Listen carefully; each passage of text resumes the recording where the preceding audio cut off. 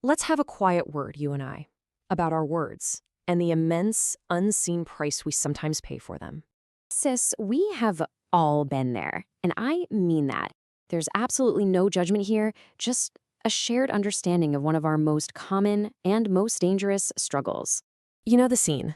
You're in a gathering, the conversation is flowing, everyone's laughing, and then it starts. And suddenly you have this horrible sinking feeling. You realize you're participating in something ugly. The Quran uses the most shocking image for this. It says, backbiting is like eating the flesh of your dead brother. It's a horrifying image, right? It's designed to make us physically recoil and truly understand the weight of what we're doing. And Shaitan is so clever, isn't he?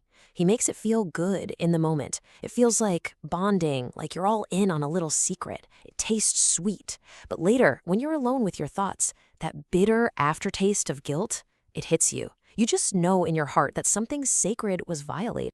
But that feeling of guilt, that's only the cost in this world. What is the true cost, the one we pay in the hereafter? Oh, it is so much higher than we can even imagine.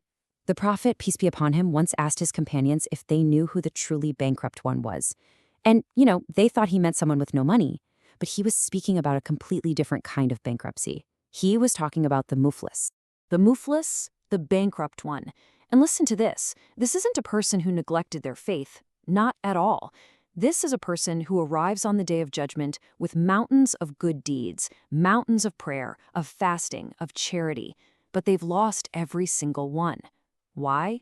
Because of the debts they owe to other people. Debts created by their own tongue. And here it is, the terrifying spiritual transaction. Step 1, you show up with all your life's worship. Step 2, the people you harmed step forward to make their claim against you. Step 3, the payment isn't in money, it's your good deeds, transferred directly out of your account and into theirs. Step 4 is the scariest. If you run out of good deeds to give, their sins are then placed onto you. And step 5, the final result. After a whole lifetime of work, you are left completely bankrupt and dragged away. It's just devastating. Think about it like this for a second. Imagine working your entire life, for 50 or 60 years, to build your dream home in Jannah.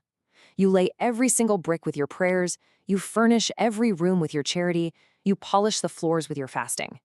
And then, on the day you're supposed to get the keys, you're forced to sign the deed over to someone else. Maybe even someone you didn't like very much, all because of a few careless words you spoke about them. That is the reality of the Muflis. And this is the point we really have to understand. So often people say, but it's true. The Prophet, peace be upon him, was asked this exact question. He said, if what you are saying about your brother is true, that is Gheebah, that's the backbiting. Because you're exposing a fault they would want kept private. And if it's false, well then it's an even greater sin. That's buhtan, which is slander. So you see, the truth is not a defense. It is the very definition of the sin. So what do we do? It feels like we're surrounded by this sometimes, doesn't it? But there is a better way. There is a path of spiritual intelligence, of grace. A more beautiful response, especially when we hear that someone has wronged us with their tongue. Let me share a beautiful story with you. A man once came to the great scholar Hasan al Basri, may Allah have mercy on him. He came to stir up some trouble, saying, did you hear that so-and-so has been backbiting you? I'm sure he was expecting a reaction of anger or outrage. But Hasan al Basri didn't get angry. He didn't seek revenge or even defend himself. He did something absolutely astonishing. He prepared a tray of the best fresh dates, and he sent it as a gift to the very man who had been speaking ill of him. Can you just imagine the surprise of the man who received this gift? And with that gift of dates, he sent a short, powerful message. It read, you gave me your good deeds, so I wish to repay you. Please excuse me, as I cannot repay you in full. Subhanallah, he understood the great transaction. He saw the backbiting not as an insult, but as a gift of spiritual currency. This, my dear sister, is the ultimate defense. To see their words not as a loss to your honor, but as a gain to your akhirah. May Allah protect our tongues and grant us this beautiful, beautiful wisdom.